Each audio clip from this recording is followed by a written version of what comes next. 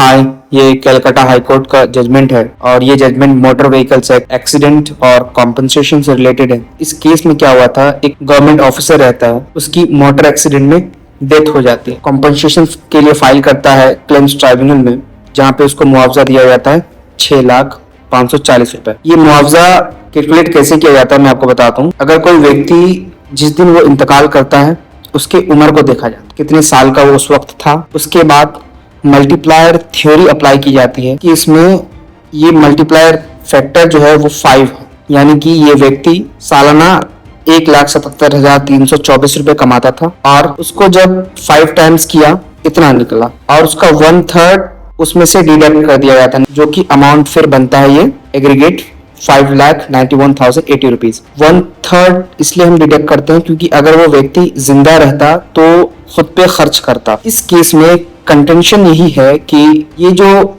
Multiplier factor है ये 5 नहीं होना चाहिए, ये गलत कैलकुलेट किया क्लेम्स ट्राइब्यूनल ने, ये 13 होना चाहिए।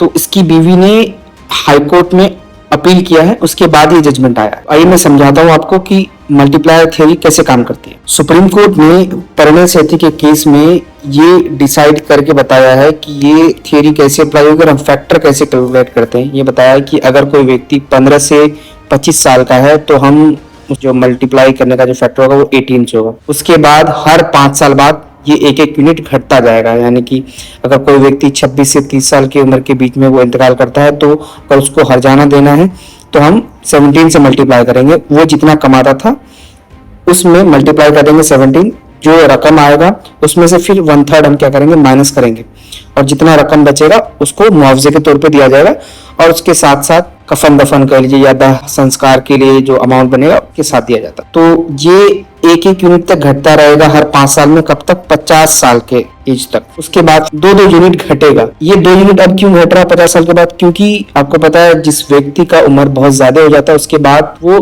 कम कमा पाता है। तो इस केस में क्या है, हमारे पास क्लेम्स ट्राइब्यूनल में जब गया था ये, तो वहां पे एज फैक्टर जो है उन लोगों ने 66 to 70 ईयर्स कैलकुलेट किया था। फैक्टर जो कंसिडर किया वो M5 किया। कलकत्ता हाई कोर्ट ने जो अपना जजमेंट सुनाया वो साइंटिफिक एविडेंस पे ये निकल के आया कि डिसीज्ड का जो एज है वो 45 ईयर्स से 50 ईयर्स के बीच में, उसको कंसिडरेशन में लिया और मल्टीप्लायर थ्योरी 13 अप्लाई किया, यानी कि वो जितना कमाता था उसमें मल्टीप्लाइड बाय 13 किया, फिर 1/3 डिडक्ट किया, उसके बाद फिर एडिशनल जो पैसे थे फ्यूनरल वगैरह का एक्सपेंस वगैरह उन सबको ऐड करने के बाद इनका अमाउंट बनता है 13,80,404 रुपए।